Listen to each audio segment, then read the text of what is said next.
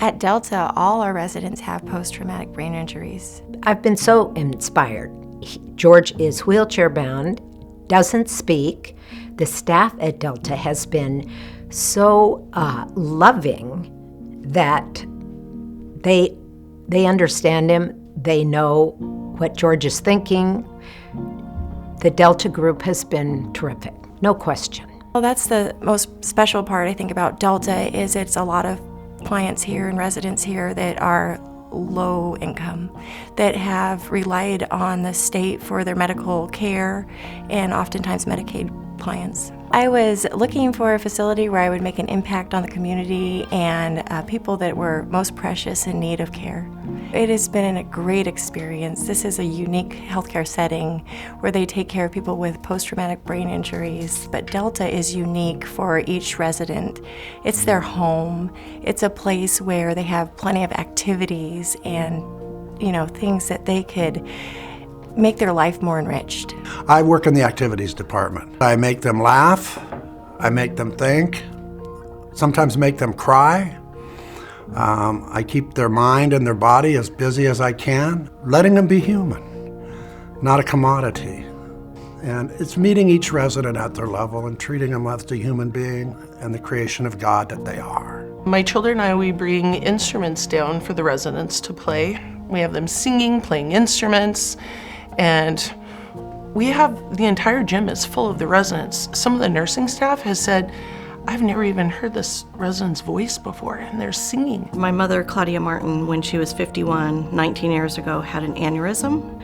There were only 2 places in all of the Northwest that had any idea how to deal with brain injuries. So Delta knows how to deal with my mom's sense of humor, any aggression that she might have. With Delta having to close its doors, we are faced with over 100 residents having to relocate. First phone call I made, the daughter on the other line was just hysterical and crying and saying, no, you can't be closing. This is my mom's home.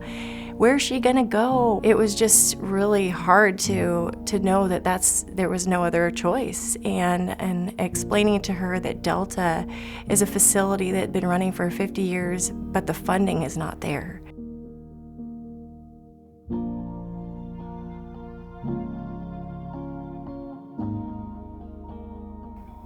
I don't want to cry.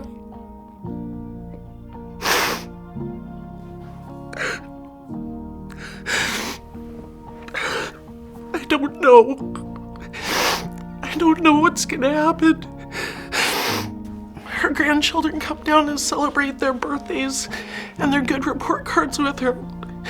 We need her and she needs us. I would say to the policymakers in Olympia that these are very underrepresented people. Medicaid is there to help them in the most vulnerable situation that they're in, and they're not line items on a spreadsheet. We have a spiritual responsibility for taking care of people in a way that doesn't demean them as human beings.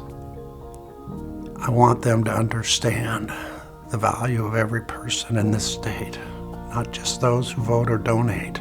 This state has not provided safe places for those who cannot care for themselves. So I live in the general Seattle area where I drive by our incredible homeless problem. I think about the residents here at Delta. They have no money. I think it's almost like asking them to go join those homeless people on the street. I can't imagine where all these people are going to go, especially when more places closing, knowing that this place couldn't make it. It's almost criminal. What is it? Are we throwing them out? Putting them on the street? Asking them to almost be like those people in tents?